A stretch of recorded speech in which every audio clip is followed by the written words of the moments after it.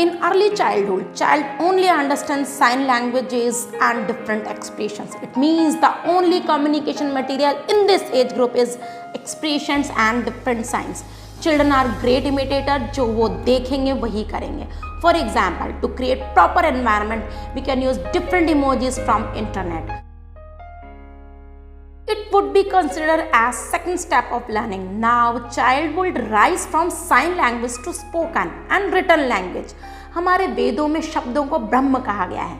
इन्हीं शब्दों के पीछे मानव सुख दुख के साथ विभिन्न रसों का कानों से मुख से आनंद लेता है.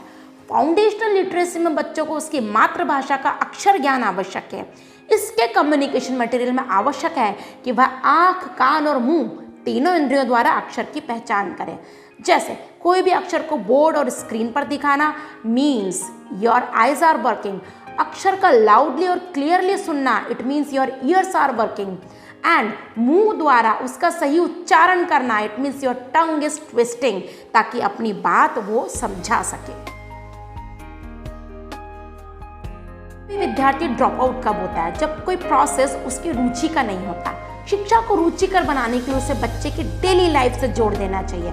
फॉर एग्जाम्पल, आज बच्चे को अगर हमें प्लांट या पौधा पढ़ाना है चैप्टर, तो उसे बुक के पेजेस से बाहर निकाल कर प्रकृति के पास ले जाया जाना चाहिए. वहाँ प्लांट से, प्रकृति से वो एक जुड़ाव महसूस करेगा. अब उसके लिए रूट, स्टेम, लीफ का प्रोसेस समझना कोई टफ जॉब नहीं है. एजुकेशन का रियल मीन ही विद्यार्थी को यूनिवर्सलाइज अप्रोच देना है. उसे कुएं का मेंढक नहीं बल्कि सागर का जीव बनाना है. फॉर एग्जाम्पल, एसएसटी में विद्यार्थी को फंडामेंटल राइट्स की अपेक्षा फंडामेंटल ड्यूटीज पर फोकस करवाना होगा. मौलिक अधिकारों के लिए तो कोर्ट है, बट व्हाट अबाउट मौलिक कर्तव्य?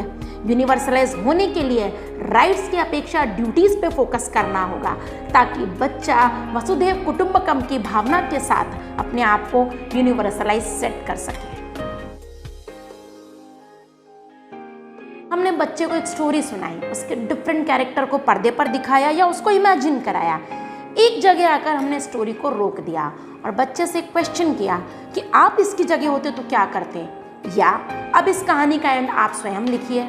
इससे बच्चे का माइंड एंड हार्ट दोनों काम करेगा. He could be a good decision maker in future. Vocational education को नए तरीके से सोचने की जरूरत है. It's only aim to produce leaders, not followers. If a child is going to be a self-dependent, then he or she can create jobs for others. Material for vocational education must be specialized. For example, if we take gardening, बागवानी as a course, child must know about plants, soil, etc. For that, student would go for training to gardener. वहाँ वो जो कुछ भी सीखेगा उसकी school level पर exhibition लगवाई जाए, उसका ऑक्शन किया जाए, ताकि उससे मिलने वाली इनकम उस गार्डनर को दी जाए. इससे वोकल फॉर लोकल तो होगा ही, साथ साथ लोकल आर्टिस्ट को भी बढ़ावा मिलेगा.